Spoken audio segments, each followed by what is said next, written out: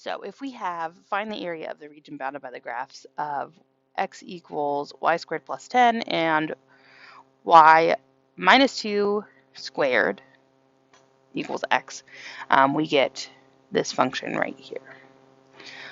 If we look, our bounds look like they are going from 3 and -1, and we can probably trust that, but just to be safe, we're going to look at finding those bounds again, like we've been doing, just so that we get that practice. First thing that we generally do is identify which function we want as our f of x function, which function we want as our g of x, or in this case, f of y and g of y.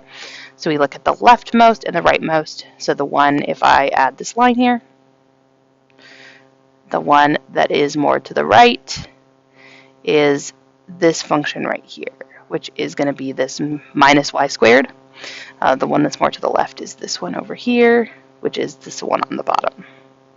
So in our case, this is going to be our rightmost function. This is going to be our leftmost function. So even without having to do a lot, we have the area is equal to the integral from negative y squared plus 10 minus y minus 2 squared dy. Okay, so to make sure that our bounds are actually -1 to 3, we're going to set these two things equal to each other. So I have negative y squared plus 10 equals y minus 2 squared. The first thing I need to do is I need to multiply this y minus 2 squared. So I have negative y squared plus 10 equals y times y, negative 2 times y, and then negative 2 times y again, and then negative 2 times negative 2. So I have y minus 2 squared is just y squared minus 4y plus 4. Then I'm going to move everything over to one side so that way we can factor. So I'm going to set this side equal to 0, so I add a y squared. And I subtract 10. One of the things that I notice is that they have 2 in common, so I'm going to factor out a 2 from everything. So I get y squared minus 2y minus 3. And this makes it a lot easier because I can figure out what multiplies to negative 3 and adds to negative 2.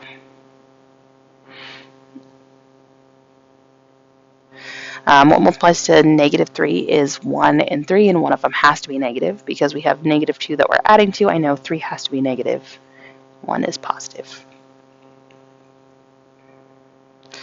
So I have 0 equals y minus 3, 0 equals y plus 1, so y equals -1, y equals 3. So it definitely confirmed what we already thought, which is -1 and 3. And then from here we would integrate. So I could separate this into 2 separate integrals. I could do a bunch more things. But all I'm going to do is we already multiplied out y minus 2 squared, so I'm just going to use that. So I have the integral from -1 to 3 of negative y squared plus 10 minus, and all of this is going to go in a parenthesis because we are subtracting the entirety of y minus 2 squared. So I have y squared minus 4y plus 4 dy.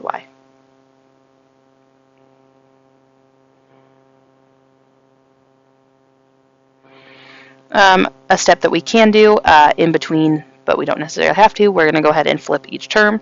So I have minus y squared plus 4y minus 4 dy. I'm just going to combine like terms. So I have 2 minus y squared, so I have minus 2y squared. I have no other 4y's, or no other y to the first powers, and I have 10 minus 4 to get us 6. Okay, now we're going to integrate. So I have -2 y squared, which becomes negative 2y cubed over 3, plus 4y squared over 2, which is going to give us 2y squared, plus 6y. And we plug in our bounds. So negative 2 times 3 cubed, plus 2 times 3 squared, plus 6 times 3,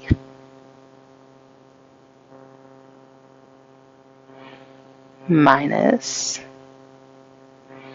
negative 2 times negative 1 cubed, plus 2 times negative 1 squared, plus 6 times negative 1.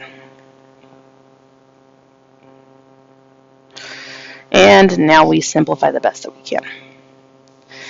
So we have a 3 cubed divided by 3, so I know that's going to be the same thing as 3 squared. 3 squared is 9. 9 times negative 2 is negative 18. 3 squared is 9 times 2 is 18. 6 times 3 is 18.